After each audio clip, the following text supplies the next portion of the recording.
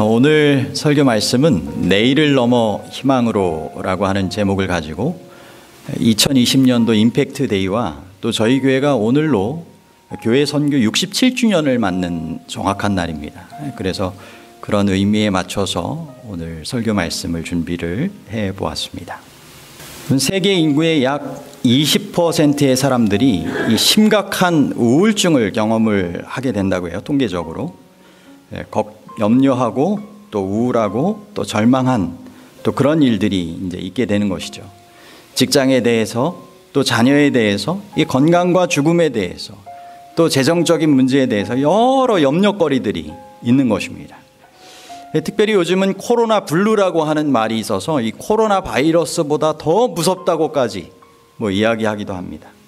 이 이유 없이 불안하고 자꾸 화가 나고 잠이 안 오는 이런 일들이 일어나기도 하는 것이죠. 세계보건기구에서도 2020년 우울증이 세계 최고 수준의 건강장애 중에 하나로 이 심장질환과 함께 어깨를 나란히 할 것이라고 이게 보고했다는 것이죠. 세계 어딘가에서 지금도 40초마다 한 명씩은 이 자살로 사망을 한다고 합니다. 전 세계 사망률은 지난 45년 동안 60%나 증가했다는 것이죠.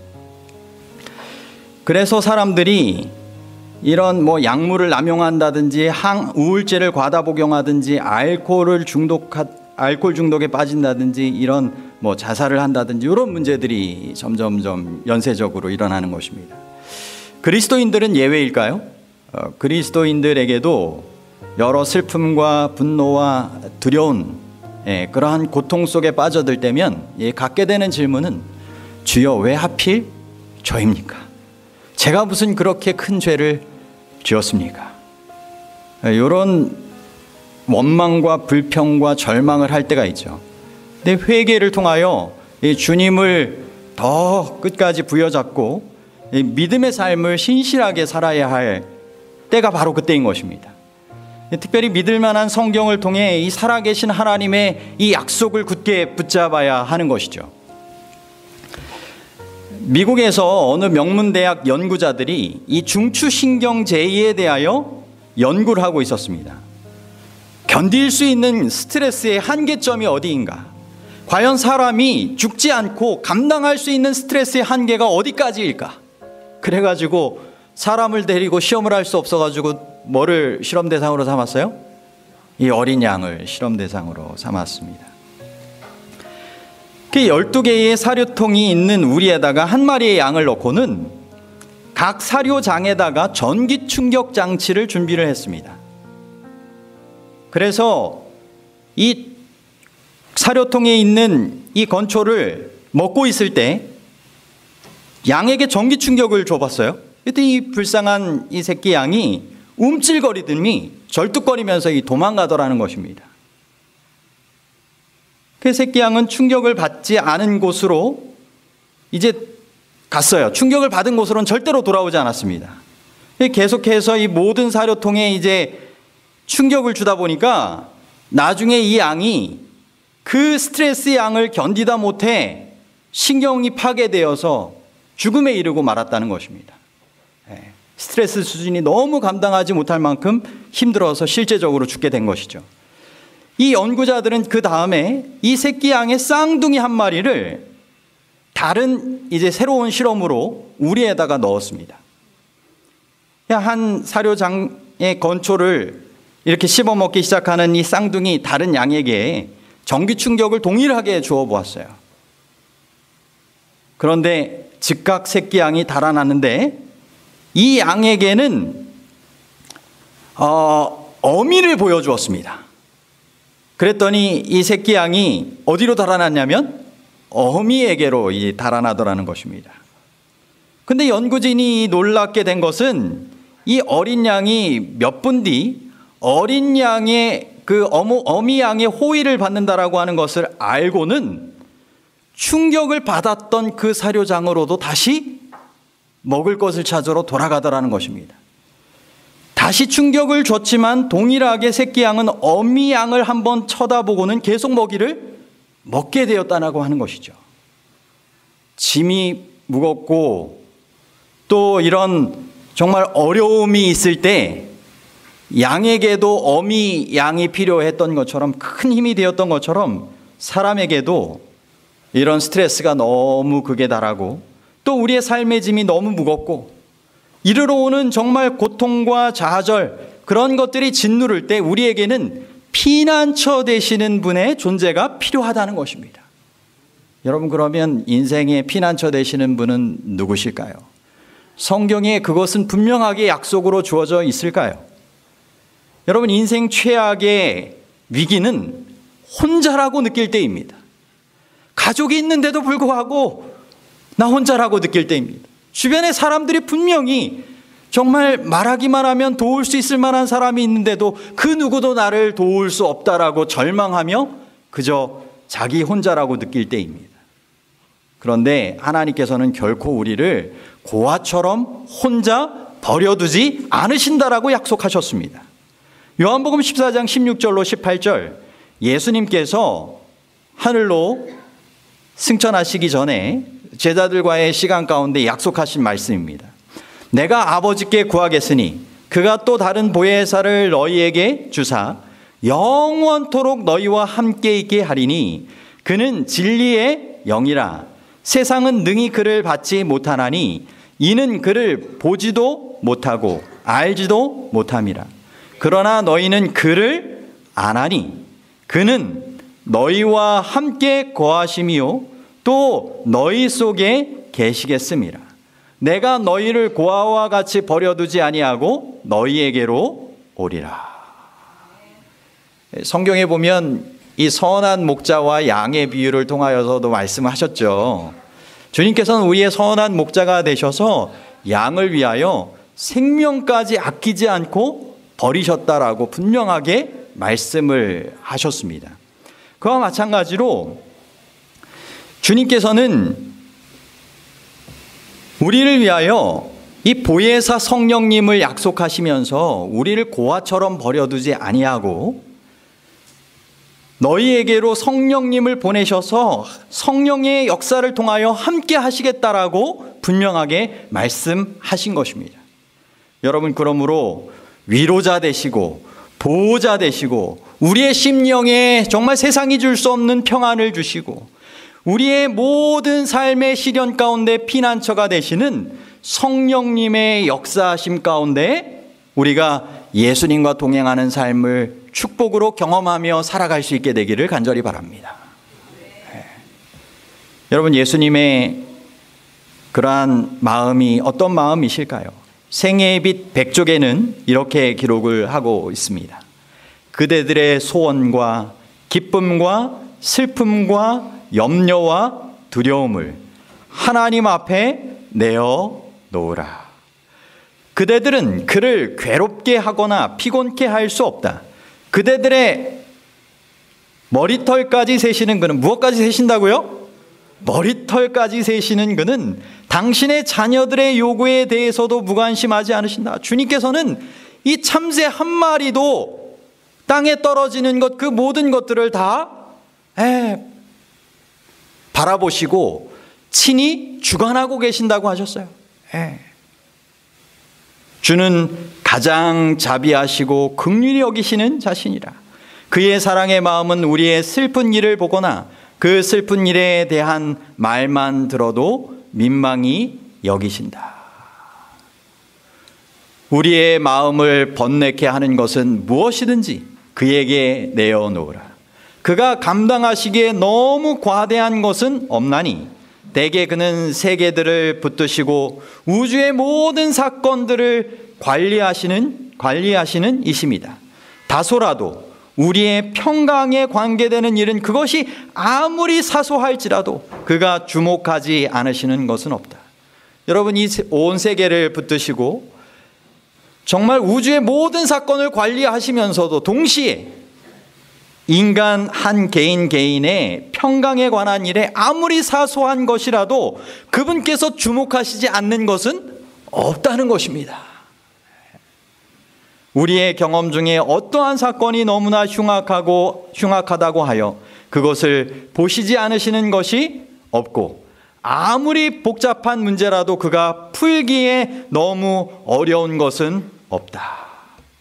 여러분, 그러므로 염려와 우울과 절망 극복할 수 있는 또 하나의 방법은 예수님의 이름으로 하늘아버지께 기도하는 것입니다.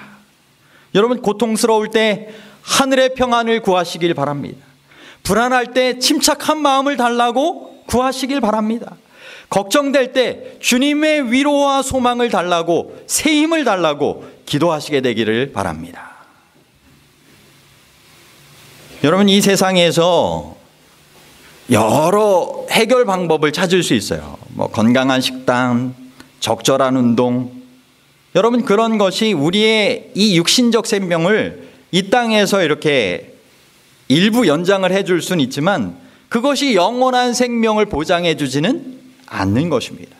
이 땅에 태어난 사람은 언젠가는 죽게 되어 있는 것입니다. 여러분, 인간이 가진 염려와 우울, 절망, 가장 큰 두려움인 이러한 죽음의 문제라도 정말 극복할 수 있는 방법은 그 모든 것보다 더 크시고 모든 것의 해결자가 되시는 그 분을 만나는 것입니다.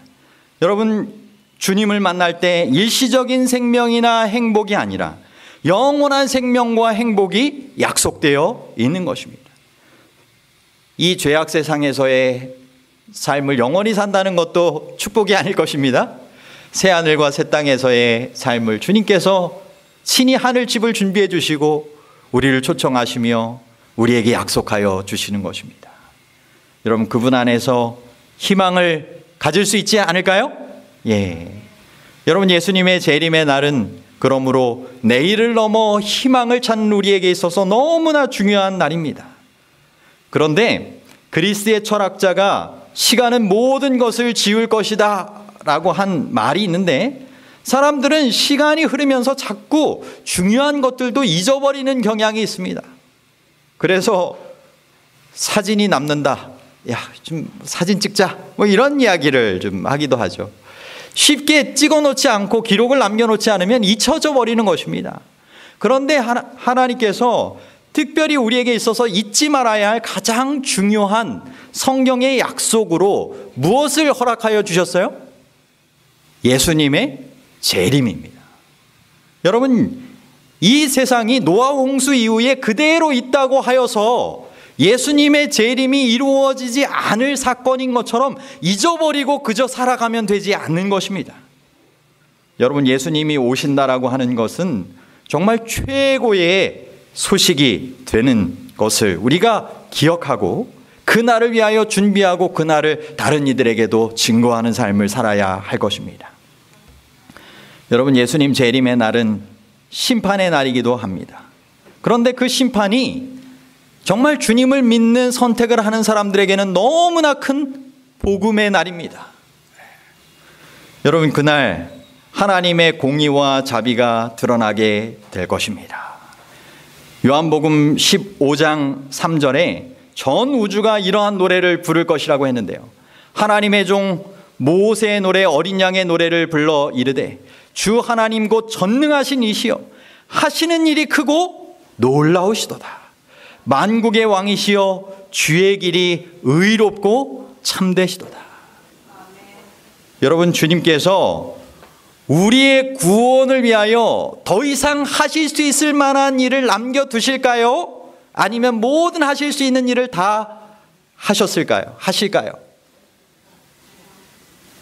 다 하셨고 앞으로도 하시고 남겨놓지 않으실 것입니다. 그런데 사단은 이 심판대 앞에 하나님은 공의롭지 못하고 부당하다 하며 정말 어떻게든지 죄를 지적하고 구원받지 못하도록 그렇게 고소할 것입니다. 하지만 주님께서 온 우주의 주관자로서 그 하나님의 주관하신 가운데 영원히 살 백성을 친히 내 백성이라고 주장하시는데, 그것은 바로 주님께서 십자가에 달려 돌아가신 그 구원의 근거를 믿는 이들에게 모든 구원을 주님께서 값없이 허락하여 주시기 때문입니다. 그러므로 베드로후서 3장 10절로부터 11절에는 이런 말씀이 있습니다. 그러나 주의 날이 도둑같이 오리니 그날에는 하늘이 큰 소리로 떠나가고 물질이 뜨거운 불에 풀어지고 땅과 그 중에 있는 모든 일이 드러나리로다. 이 모든 것이 이렇게 풀어지리니, 이어지는 중요한 말씀, 너희가 어떠한 사람이 되어야 마땅하냐? 거룩한 행실과 경건함으로. 여러분, 주의 날이 분명히 오게 될 것입니다. 예수님 재림의 날, 심판의 날이 올 것입니다. 그 날을 위하여 우리가 중요한 준비가 있는데, 그것은 어떠한 사람이 되어야 마땅하냐? 거룩한 행실과 경건함으로. 이 이야기는 우리의 주님을 닮은 품성을 개발해야 된다는 것입니다. 여러분, 죄악된 삶에서 우리가 돌아서 주님께서 원하시는 거룩한 행실과 경건의 삶으로 변화되어야 한다는 것입니다. 여러분, 그 무엇이 우리의 삶을 죄악에서 주님을 닮은 품성의 경건한 삶으로, 거룩하게 하는 삶으로 변화시킬 수 있을까요? 그것은 오직 갈보리 십자가의 능력입니다. 여러분, 십자가에서 정말 주님께서 주실 수 있는 모든 가장 큰 사랑을 우리가 볼 수 있습니까? 여러분, 그분께서 우리의 죄 때문에 고통받으시고 자신의 모든 생명을 쏟아 부어 주셨습니다. 정말 불의한 자를 위하여 죄가 없으신 그분께서 모든 불의를 다 짊어지시고 돌아가셨습니다. 세상 죄를 지고 가신 하나님의 어린 양으로서의 그 모든 직무를 다 담당하셨던 것입니다. 여러분, 십자가에 못 박히신 하나님의 아들 예수 그리스도가 우리를 진정 얼마나 사랑하셔서 그 귀한 희생을 치르셨는지를 생각할 때, 우리가 더 이상 주님을 그렇게 십자가에 못 박은 죄를 사랑한다라고 하는 것은, 정말 그 죄 가운데 변화되지 않는 그런 삶을 살아간다고 하는 것은 진정 그 십자가의 사랑을 온전히 깨달은 사람으로서는 맞지 않는 것입니다. 여러분, 그분의 우리를 향하여 치르신 그 사랑의 희생을 생각한다면 이제는 그 죄를 멀리하고, 주님께서 사랑하시는 것을 우리도 사랑하고, 주님께서 싫어하시는 것, 주님께서 정말 끊기를 원하시는 것들을 정말 이제는 멀리할 수 있는 그런 변화되는 생애를 살 수 있지 않겠습니까? 여러분, 그 모든 일이 가능하게 되는 십자가의 그런 능력을 체험하도록 우리를 또한 도우실 수 있는 분이 성령님이십니다. 시대의 소망 671쪽에는 이렇게 기록을 하고 있어요. 성령의 직무를 제자들에게 묘사하시면서 예수께서는 자신의 마음을 흥겹게 한 기쁨과 희망을 그들에게 고치시키려고 힘쓰셨다. 그분은 당신의 교회를 위하여 준비하신 많은 도움을 인하여 기뻐하셨다. 성령은 예수께서 당신의 백성을 높이기 위하여 아버지께 간청할 수 있는 모든 선물 중에 가장 고상한 선물이다. 성령은 갱생시키는 주선자로서 주시는 바 되었으며, 이분이 없이는 그리스도의 희생이 아무 소용도 없을 것이다. 여러분, 성령님의 감동과 역사하심이 아니면 그 누구도 그리스도의 희생을 통하여 삶이 변화되어지는 그런 축복을 경험할 수 없다는 것입니다. 성령님이 그 마음 가운데 역사하실 때만 십자가의 그 사랑과 그 감동을 그렇게 깨닫고 느낄 수 있는 것입니다. 죄는 신성의 제3위의 강력한 작용을 통하여만 물리칠 수 있고 이겨낼 수 있습니다. 여러분, 내 스스로가 아무리 의지적으로 이제는 정말 어떻게 해봐야지 노력하지만 그 모든 것들이 다 썩인 새끼줄과 같다라고 이야기하잖아요. 얼마나 정말 연약했는지 지난 한 주일의 삶, 하루의 삶만 하루 지나면서 돌이켜봐도 좀 느끼지 않습니까? 순간순간마다 그리스도 없이는 정말 15분도 내가 죄를 짓지 않기 위하여 그렇게 그리스도 없이 그렇게 살아가는 적이 없다라고 고백했던 그분처럼, 어느 목사님의 고백처럼 우리는 그리스도를 묵상하고 또 그 가운데 성령의 역사하심이 우리 가운데 더욱 정말 강력하게 작용할 수 있도록 더욱 간절히 하나님의 가장 귀한 선물 성령을 구해야 하는 것입니다. 우리의 죄를 물리치도록, 우리가 변화되는 삶을 살아갈 수 있도록, 성령의 열매를 맺을 수 있도록 그렇게 간구해야 하는 것입니다. 그분은 제한된 능력을 가지고 오시는 것이 아니라 하나님의 능력이 충만한 가운데 오실 것이었다. 세상의 구주께서는 이루신 일을 효력 있게 만드신 분은 성령이시다. 성령은 마음을 순결하게 만드신다. 성령을 통하여 신자는 거룩한 품성을 나누어 가지는 자가 된다. 그래서 주의 품성을 우리가 성령의 8가지, 9가지 열매죠. 9가지 열매로 우리가 이야기할 수 있는데 그것이 바로 성령의 열매인 것이죠. 그리스도께서는 모든 유전적이며 배양된 악의 성향들을 이기며 당신 자신의 품성을 당신의 교회에 새기는 거룩한 능력으로서 무엇을 주셨다고요? 성령을 주셨다. 여러분, 성령님을 더욱 구하시게 되기를 바랍니다. 우리의 죄 가운데 정말 변화될 수 있는 그런 삶을 살아갈 수 있도록 십자가의 능력으로 우리의 삶이 더욱 감동되어질 수 있도록 그렇게 기도하시게 되기를 바랍니다. 특별히 신약성경 사도행전 이후로 기록된 이 성령의 강력하신 임재하심이 마지막 때 온 세상에 더욱 뜨겁게 확실하게 이루어질 것을 우리에게 약속하고 있습니다. 이 성령의 역사를 통하여 많은 사람들의 삶이 또한 변화될 수 있는 것입니다. 복음의 능력, 십자가의 능력을 체험하게 될 것입니다. 그리고 천국 복음이 모든 민족에게 증언되기 위하여 온 세상에 전파되리니 그제야 끝이 오겠다라고 하셨는데 이 일을 위한 강력한 주의 역사하심과 도우심이 성령의 역사를 통하여 이루어질 수 있게 되는 것입니다. 빌립보서 1장 21절에는 이는 내게 사는 것이 그리스도니 죽는 것도 유익함이라. 여러분, 예수님께서 나를 위하여 죽으신 것을 생각한다면 내 생명도 주님을 위하여 아낌없이 드릴 수 있다라고 하는 그 마음을 가진 사람이 모든 앞으로에 당할 수 있는 환난의 때에도 주의 보호하신 가운데 구원함을 경험하게 될 것입니다. 주님을 위하여 정말 헌신하고 희생하는 삶을 우리가 더욱 살아가야 할 때가 바로 지금인 것입니다. 바로 재림 전에 이루어지는 그런 일들의 징조들이 바로 그와 같은 것을 우리에게 알려주고 있습니다.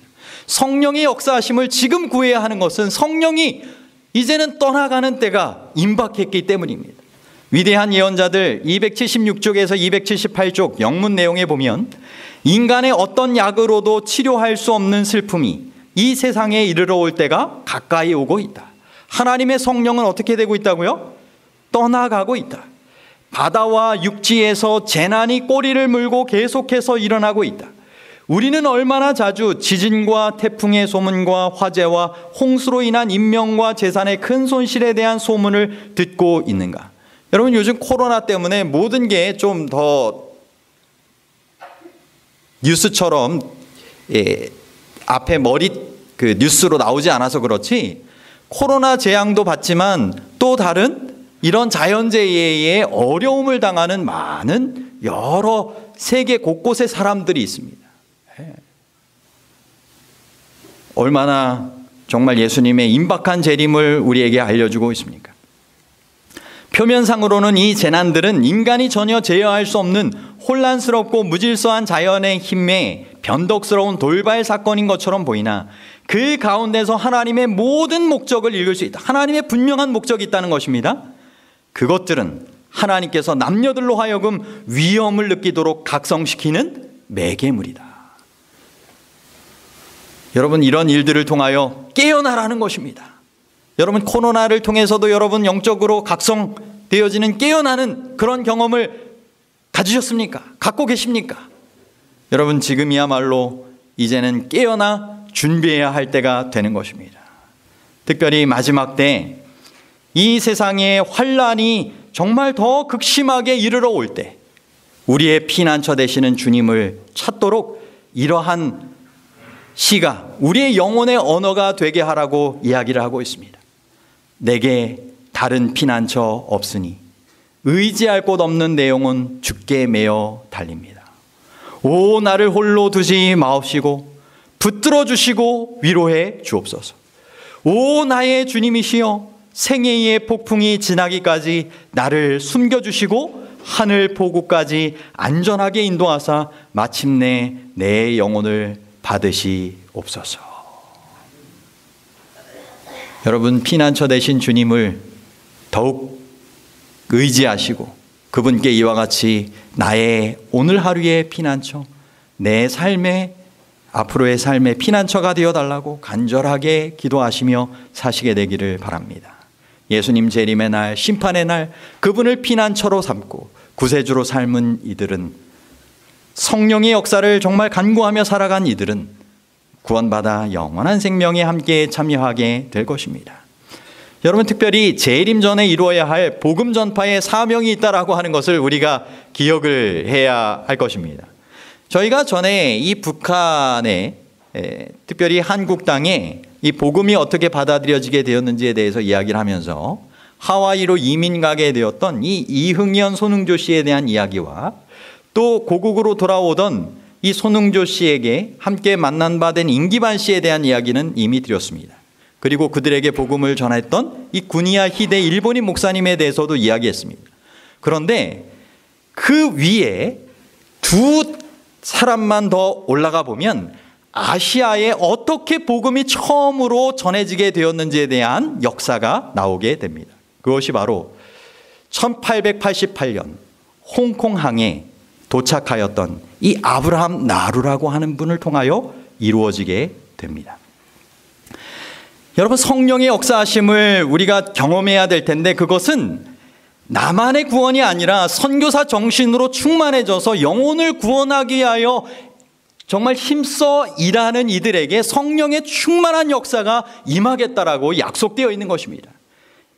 초대교회의 제자들에게도 예수님의 품성을 담고 예수님을 증거하기 위한 그 복음 전파의 사명감으로 충만할 때 성령의 역사가 임했던 것처럼, 내가 주님의 품성으로 변화되기 위하여 성령을 구하고 주의 복음을 위하여 전파하기 위한 성령을 구할 때 성령님이 충만히 역사하시는 것입니다. 여러분, 그럼 아시아의 복음이 어떻게 전파되게 되었을까요? 먼저 이 아브라함 나루라고 하는 이 사람은 어릴 적에, 이 어린이 기도력에도 그 내용이 좀 나왔는데요, 하늘에 별에 대한 호기심을 품고 성경을 좀 살펴보던 그런 사람이었습니다. 그런데 깨닫는 데 한계가 있었다가 16대 때 선원으로 배를 탔다가 선장까지 되었지만 인생의 여러 실패를 경험을 합니다. 근데 그의 나이 50이 되던 때에 다시 한번 하나님을 믿는 신앙의 삶을 살아야 되겠다라고 결심하게 되었고, 그때부터 만나게 된 사람들에게 그런 하나님을 믿는 이 신앙서적을 전하는 문서저도자가 됩니다. 그러다가 새로 옆 근처로 이사온 이 그레인저 씨를 만나가지고 다니엘서와 요한계시록 책을 주면서 이 전도했고, 그분이 침례를 받게 되었어요. 이 아브라함 나루 밑에 있는 이 그레인저 씨 이야기까지 이어집니다. 그런데 이 그레인저 씨가 이 침례를 받고 힐즈버그 대학의 학장이 됩니다. 이후에 이제 재림교회 대학이 됩니다. 그리고 이 라루라고 하는 사람도 60세가 되어서 이 대학에서 공부를 하게 됩니다. 신학을 공부하고 이 중국의 선교사로서의 꿈을 꾸게 됩니다. 60이 넘은 나이에 신학을 공부하고 중국의 선교사로 아시아의 복음을 전하는 사람으로 가겠다라고 결심한 것입니다. 그런데 대총회 서신까지 보내보았지만 대총회에서는 이 사람이 이 중국의 선교사로 가기 위해서는 좀 뭔가 부족한, 준비가 되지 않은 듯한 그런 모습이 있다 생각하여서 적절한 훈련이나 적절한 나이 그렇게 여러 가지를 고려해가지고 이렇게 보내기를 공식적으로 허락하지 않습니다. 그런데 이 사람이 포기하지 않고 자급 선교사로 아시아의 복음을 전하기 위하여 그렇게 1888년 홍콩항에 도착을 하여 복음을 전하게 됩니다. 그리고 15년간 아시아에서 봉사한 후 81세로 홍콩에서 일생을 마치고 그의 무덤이 홍콩에 그렇게 있게 됩니다. 여러분, 아브라함이 선교사의 정신으로 이 아시아에 복음을 전했기 때문에 그 복음의 씨앗이 오늘 누구에게까지 전달되는 거예요? 우리에게까지 지금 전달되고 있다라고 하는 것을 기억을 하시게 되길 바랍니다. 그리고 이 두 번째 연결되었던 이 그레인저 씨라고 하는 분도 대학의 이 학장 맡으셨다고 하셨잖아요.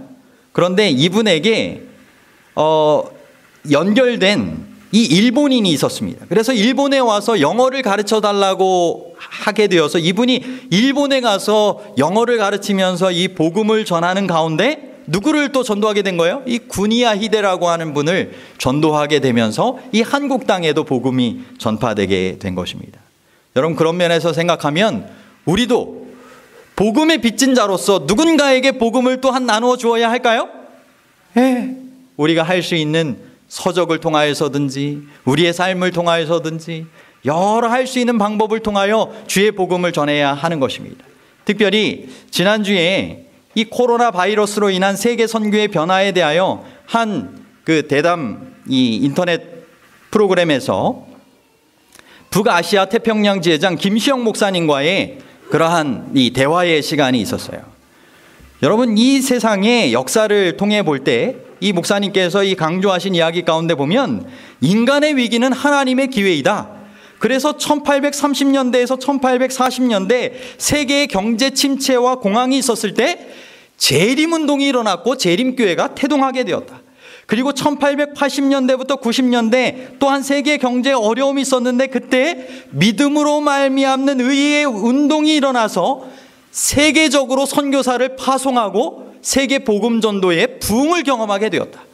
그리고 1930년대부터 40년대 또 한 50년대까지 세계 경제공황과 2차 세계대전이 있었지만 그때 또 다시 한번 신앙의 부흥이 일어나 세계 선교를 위한 이 선교사를 보내며 부흥하는 일이 있었다는 것입니다. 여러분, 2020년 이 코로나로 인하여 어려움을 당하고 있는 이 인간의 위기가 있지만 하나님께서 개입하셔서 부흥의 역사를 이루시는 곳곳의 이야기들이 우리의 기도 운동의 응답 가운데 나타나고 있는 것을 우리는 보고 있습니다. 여러분, 지금 이 마지막 때 주님께서 67주년을 맞은 이 교회, 그리고 이 시대에 살아가는 마지막 남은 자손의 백성된 성도된 우리에게 맡기시는 사명이 있지 않겠습니까? 여러분, 열처녀의 비유에서 나왔던 것처럼 성령을 구하고 성령의 기름을 준비할 뿐만 아니라 정말 양과 염소의 비유에서처럼 우리가 실제적으로 복음을, 봉사의 삶을 통하여 사랑을 나누고 복음을 증거하는 삶을 통하여 실천해야 하는 것입니다. 지금 어려운 때에 위기를 당하고 있는 이들의 마음을 위로하고 그들에게 가서 실제적인 필요한 봉사를 하고 그들에게 나눠줄 수 있는 이 복음, 예수님의 재림에 대한 소식을 전해주어야 하는, 그래서 내일을 넘어 영원한 희망을 찾게 하는 그러한 일들을 우리가 해야 하지 않겠습니까? 요한계시록 14장 6절부터 7절에는 마지막 때에 이뤄지고 있는 이 새 천사의 기별을 우리에게 분명하게 증거하도록 말씀해주고 계십니다. 또 보니 다른 천사가 공중에 날아가는데 땅에 거하는 자들 곧 모든 민족과 종족과 방언과 백성에게 전할 영원한 복음을 가졌더라. 그가 큰 음성으로 가로되 하나님을 두려워하며 그에게 영광을 돌리라. 이는 그의 무슨 시간이 이르렀다고요? 심판의 시간이 이르렀음이니 하늘과 땅과 바다와 물들의 근원을 만드신 이를 경배하라 하더라. 여러분, 전 세계적으로 수많은 준비된 구원받아야 되는 사람들이 주님 앞으로 나아오고 있습니다. 여러분, 러시아의 공산주의가 무너지며 모스크바에서, 그리고 공산주의 여러 국가들에서, 또 아프리카 쪽에서, 남미 쪽에서, 인도에서 수많은 사람들이, 정말 수만 명의 사람들이 복음 집회에 참여하고 위성을 통하여, 라디오를 통하여, 인터넷을 통하여 복음을 전해 듣고 수천 명이 침례받기도 하는 그와 같은 역사들이 일어나고 있는 것을 우리는 기억해야 합니다. 그리고 이 마지막 복음 전파의 운동에 우리 또한 우리가 할 수 있는 최선의 열정과 방법을 통하여 동참해야 하는 것입니다. 특별히 재림 전에 이루어야 할 하나님의 복음 전파 사명을 위하여 중요한 것이 있다면 말씀드렸던 것처럼 주님의 거룩하신 품성을 닮으며 우리의 삶을 성령의 역사하심 가운데 깨끗하고 순결하게 변화시켜 가는 것입니다. 디모데후서 2장 21절에 보면 그러므로 누구든지 이런 것에서 자기를 깨끗하게 하면 귀 쓰는 그릇이 되어 거룩하고 주인의 쓰심에 합당하며 모든 선한 일에 준비함이 되리라. 여러분, 주님께서 쓰시기를 원하시는 여러 일꾼들을 부르실 때 여러분 준비된 사람이 되기를 원하시지 않으십니까? 쓰임받는 사람이 되기를 원하시지 않으십니까? 그렇다면 주님께서 여기 당부하신 것처럼 우리의 마음의 생각과 뜻이, 우리의 삶이 깨끗하고 거룩하게 되기를 간절히 바랍니다. 주님께서 원하시는 그러한 삶을 정말 우리가 회복하며 성령의 역사하신 가운데 살아가야 할 것입니다.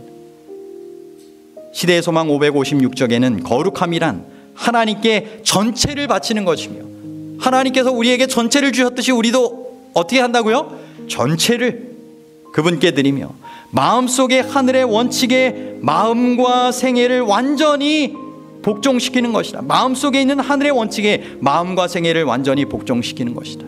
이제는 두 마음을 품고 살아갈 때가 아닙니다.